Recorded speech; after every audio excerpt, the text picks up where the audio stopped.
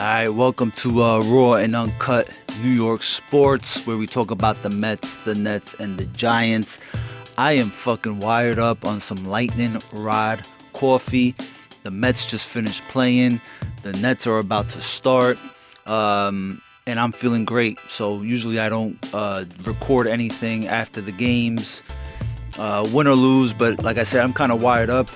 And the Mets just blew me out the fucking water because they played the most complete game that we've seen them play in 2020 so far, because we know that so far it's been an absolute mess. So, I mean, to recap, 2 games against the Nationals.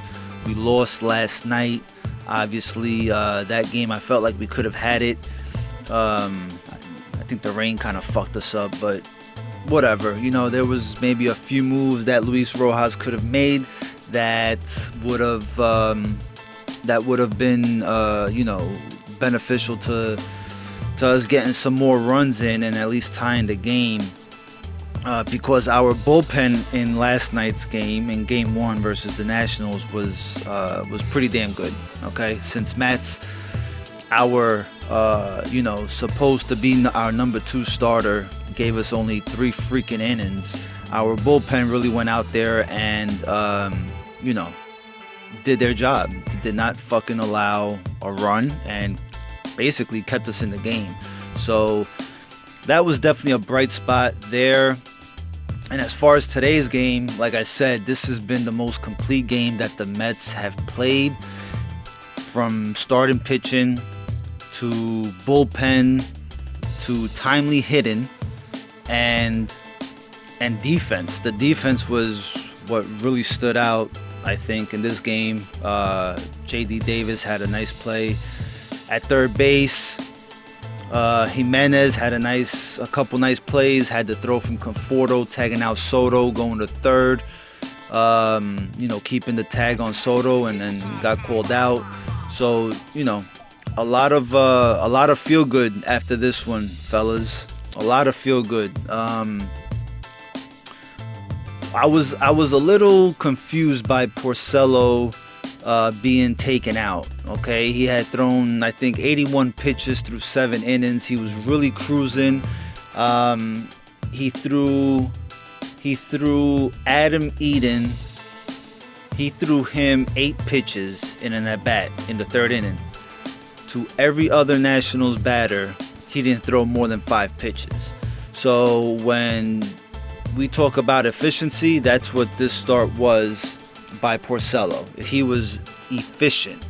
I mean, I don't understand why he didn't go out there for the 8th. Look, it all worked out, right? You take out Porcello and you put in Lugo for a 6-out save. I'm not a big fan of the 6-out save, especially when you have your starter cruising along the way he did. I mean, Porcello looked really good, sinker going, ground balls left and right. Defense was helping him out.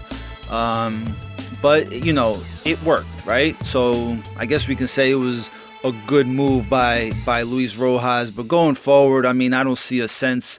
I just don't see the point of doing that. There was no need for a 6-out save. So Lugo could have came in and just thrown the 9th, right? Because if this shit would have backfired, forget about it. It would have been Panic City for real. So, it worked out. I'm glad it did.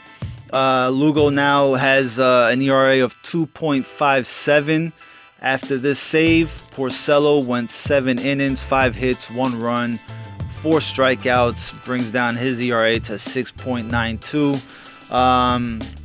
Another thing from last night's game, every hitter in that lineup had a hit. Tonight, only Nimmo and Hamilton did not have a hit, but they were both on base. Nimmo got on base with 3 walks. He now he's second in the majors with 12 walks on the season. Hamilton also got on first, and he stole second. So even though those two didn't get any hits, they still, they were able to get on base, and obviously Hamilton with the steal. So that's real nice. Nimmo has 6 walks in August. It's only August 5th. He had 3 today. So really, if if you've heard me before, I'm really big on having Nimmo and McNeil, hitting 1-2 in that lineup. So,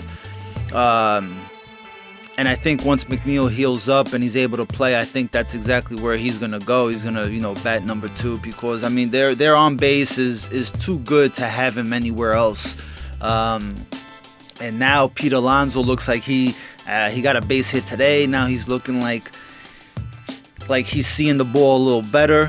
5 walks in the last 3 games, so that's a big plus. He's being a little more disciplined at the plate, a little more patient, not fucking hacking at everything. That's definitely a bright spot.